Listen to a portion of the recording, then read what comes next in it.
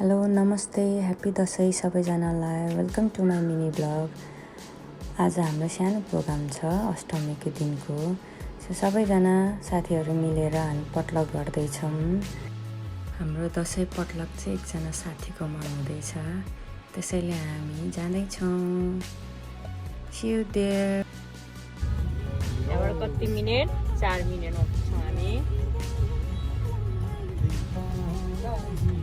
सबैजनालाई हाम्रो आज कुची भएको उपलक्ष्यमा हाम्रो यहाँ दसैँ पटलक भइरहेको छ। हाम्रो समय बजी हामी सबैजना मिलेर रेडी गरेको छौँ।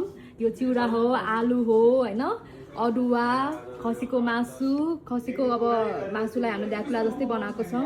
तामा भयो, तामा आलु, छोइला, साग साँधेको भयो, भटमास, यो हाम्रो भुटी भयो, अनि यो चाहिँ पौवा, भुटन, माछा साँधेको, अनि त्यसपछि यो अन्डा बारा भयो। बारा चाहिँ हाम्रो वो पनि छ, बारा पनि छ, र यो आलु अचार, केरो अचार बनाएको छौँ हामीले।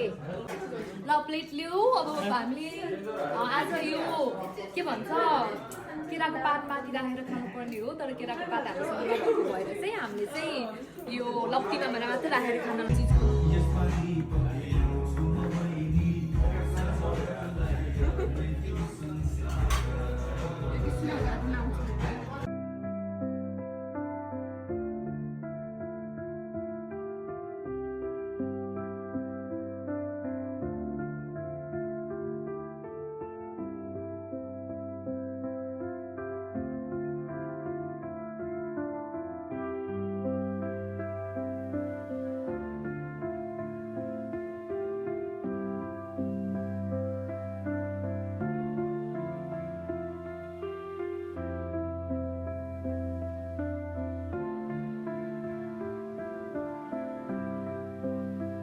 ल मेरो पालो पनि आयो प्लेटिङ गर्ने।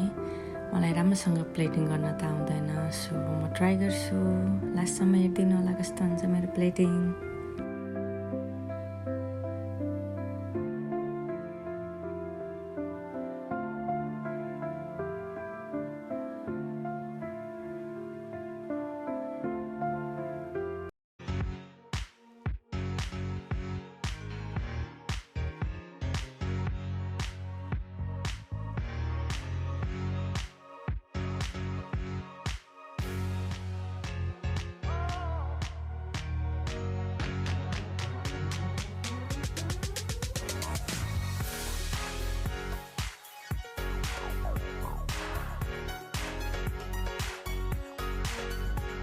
अब हामीले यता सगुन लिँदैछौँ सबैजनाले।